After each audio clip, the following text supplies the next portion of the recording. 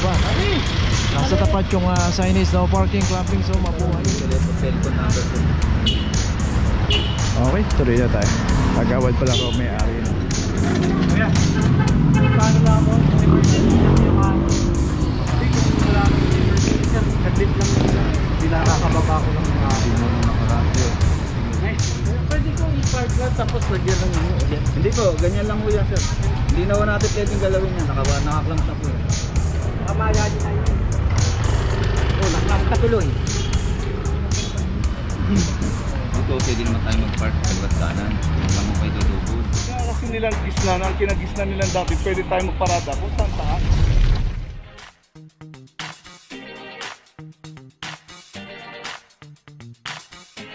Papajo TV!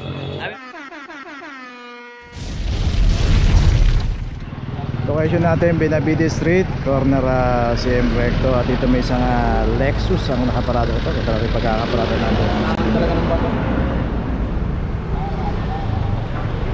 Okay, di na naigilid, di na naiparada ng maayos.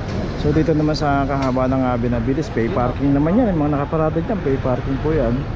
Pero dapat ay parada natin ng maayos. Hindi po yung ganito balagbag ang pagkakaparada ng isang Lexus. So ito, lalagay na po yung notice dito. At lalagyan lang ng ano.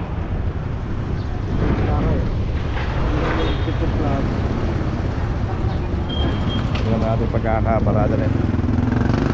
At saka wala pong ticket yan. Okay, tuloy na po tayo.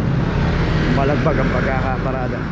Location natin dito, Ason Street, corner Leyte del Sur. Dito naman yung isang Innova ang inabutan dito. 23, 21. Dito nga makikita natin yung pinaradahan ng isang Innova. Nasa tapat yung signage, no parking, clamping, so mabuhay lang. Ito na naman tayo. Nasa tapat na naman ng signage kung saan pumarada itong isang Innova. Dito nga ulitin natin. Pagka may mga signage na, ayan, sigurado mababasa natin. Pagbaba pa lang natin, alam natin na bawal dito. Oo si sir, pero hindi niya nabasa yung signage. Ako yan na sir.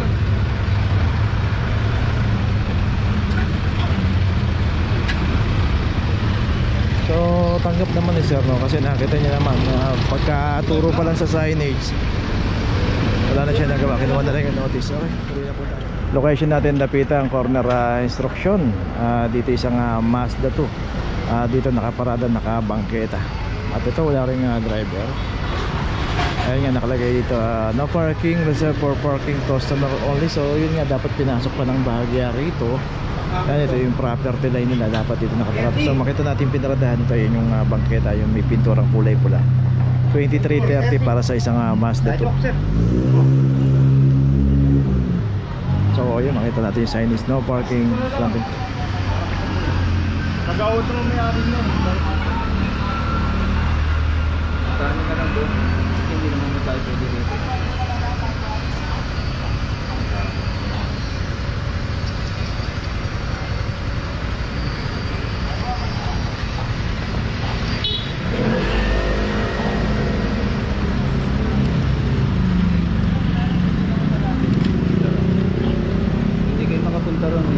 Telephone number po. Okay, tuloy na tayo. Agawad pala ko may-ari na. Name drop pa. Tuloy na tayo. Kuya, paano lang ako? Ha? Okay. Okay, location natin, Dapitan, corner Quintos. Dito lang ako.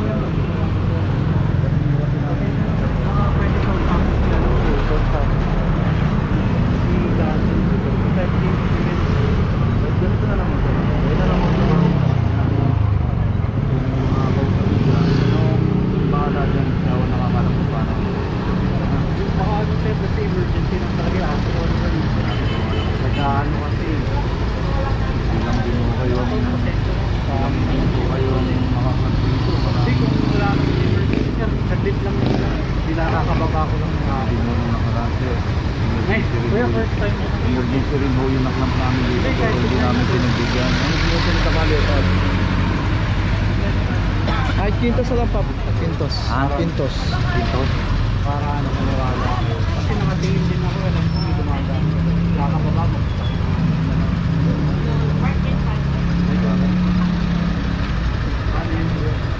Tawagin mo muna ako siya. Ano nyo, pinagbalang mo. Anong magagawa?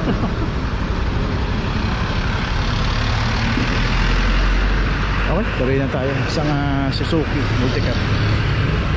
So dito nga, mayroon no emergency. Dinala ata yung aso doon sa isang veterinary. Tuloy na po tayo. Location natin Galino Street, corner Laonlaan. Dito isang Suzuki Jimny. Ito naka-hazard po yung Suzuki Jimny, pero wala pong driver sa loob at naka-double parking dito. Ang Galino Street, secondary road. Pero dapat po wag po tayo mag-double parking. Both side na po yung nakaparada rito. 2409 para sa Suzuki Jimny.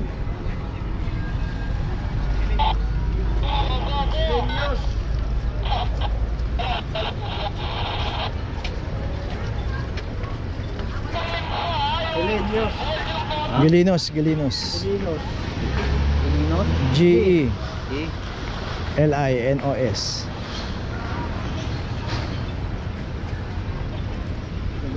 Laonlaan. Nakaklamta po yan. Launlan ba ito ba din? Oh, Laonlaan. Pwede ko kayong mag-parking, huwag lang huwag yung nakadouble. Paano po yan?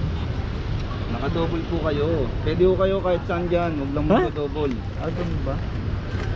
Ay, paano po yan? Kaya na lang ko kayo tricycle, punta ko kayo dyan sa Central Market ng Parking. 25 po na lang yan. Kahit po saan dyan, sa luwat kanan po. Huwag lang ako kayo mag-double kasi naka-obstruction po kayo. Paano na lang? Kung hindi kayo makapunta, may telephone number po dyan. Pwede ko magkano ito? Ayan po, nasa papel po. Pwede, paano po? Pwede ko i-park lang tapos lagyan lang inyo ulit. Hindi po, ganyan lang po yan sir. Hindi na po natin pwedeng galawin yan, nakaklamp na po yan. Ayun, so may binili lang si sir. Ha? Mabilis lang ito. Oo, pagka napuntahan niyo sa Central Market, tinatawag lang po yan sa... Sa inyo? Hindi po, yung nagtatanggal po, ibang po yung nagtatanggal yan. Okay. Okay, so yun, tanggap naman ni sir. Tuloy na po tayo. Location natin, Santander Street, corner Tapitan. Ito nga no, street corner na naman itong isang Suzuki Swift. Dito palaging may pumaparada. Pero yung parking attendant nila si kuya, hindi po niya tinitikitan yan. Ayun, sadyang siguro makukulit, bigla na lang pag nakitang bumakante kasi ito, bigla na lang lalagyan ng sasakyan. At hindi na nagtatanong. Dito nga sa kahabaan ng Santander ay merong Chinese pay parking area. So nakasulat na nga doon, may tarpaulin na ron. Dito natin walang ticket to. Doon pala magtataka na tayo, hindi tayo nilapitan ng parking attendant para tikitan. Means pagka hindi tayo tinitikitan, alam na natin na bawal pumarada rito. O kaya, hindi pa rin natin alam, tawagin natin yung parking attendant, magtanong tayo. Kaya pag sinabi ng parking attendant at tinikitan tayo, pag nahuli tayo, hanapin nyo siya pagbayarin. So sa case na to, dahil hindi nga tinikitan ng parking attendant, bigla na lang pumarada to. Kaya naklam. Okay, tuloy na po tayo. Okay, dito pa rin tayo sa Pinobal, corner de los Reyes Street. Dito isang Vios nga dito, naka double parking. Dito sa kahabaan ng Pinobal, makikita natin both side yung mga nakaparada rito. Dito maraming parking attendant na naghahati-hati. Hindi ko tayo mahirapan sa parking attendant rito. Mahanapin natin number 2329.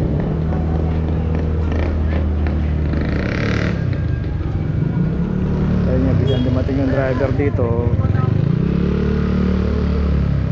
Nakadouble po kayo. May tickets lang. Tapos walang 5 minutes. 5 minutes dito sir. Pwede po na kumain dito sa mga sir eh. Dapat tumahan yung ano? Ha? Kamaya din tayo.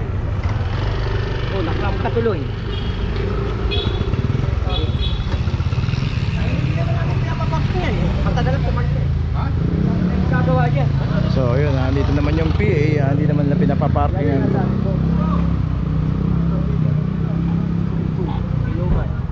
Pinubala. De los Reyes. Pinabal to. Pinabal to? De Los Reyes, Paps. Yun yung corner doon, ano? Ayun, yung... De Los Reyes. Dos Reyes, tama, Dos Reyes. Darling ba yun? Dos Reyes yun eh. Di ba yun ako? Sandali lang ako, sir. Dito pwede naman tayo mag-park kaliwat kanan. Kung lang kayo dudubod. Kasi kung pinto, maliit lang itong kalsada. Hindi naman kayo makapark na. Maalin din sa kaliwat kanan ng ano nyo, pinapingan nyo. Ano kasi, sir? Nakaharap. Kahit mo, huwag may pipili. Hanap po kayo. So yun, nakaharang kasi pag wala nga tayong available dito, kahit di yun sa tapat mismo yung pupuntahan natin, ganun po talaga rito, unahan talaga eh. Ngayon, yung nangyari, gusto mo yung tapat mismo kahit naka double parking ka, ay naklam ka, mas malaking abala yung nangyari sa'yo. Dito may mga available naman, tanong lang tayo, kaya sabi ko nga, lagi rin pinapaalala, effort lang tayo ng konti, ganun talaga. Ang mahalaga, hindi tayo naka-obstruct doon sa mga hindi tayo naka-double parking.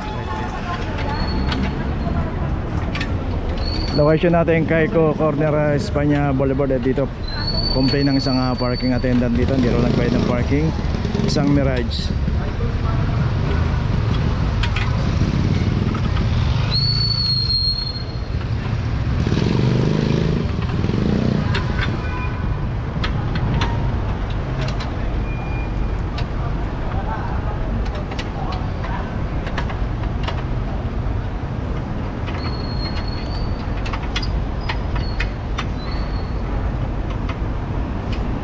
Virgin. 23, 26.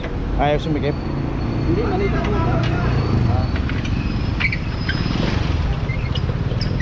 So dito rin sa kahaba ng Caico Street, bago tumawid ng Loyola, pay parking po ito.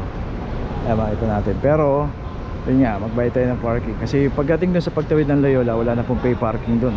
Pa-ayun na yung pay parking dun.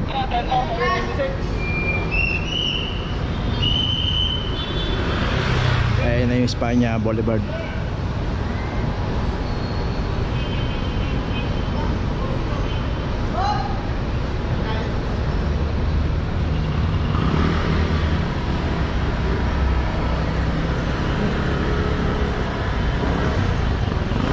So yung mga nakapilang mga tricycle dito, may toda yan, may mga permit yan.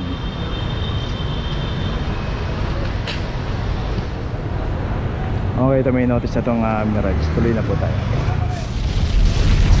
Okay, nandito na ngayon tayo sa opisina ng clamping sa impounding dito sa Central. Dito na po nagtatapos ang ating vlog. Maraming salamat po sa mga subscriber, sa mga viewers, sa mga napadaan po sa ating channel. Maraming salamat po sa mga suporta nyo. Sa mga hindi pa po nakakapag-subscribe, subscribe na po tayo mga kabayan. Maraming salamat po. Mabuhay!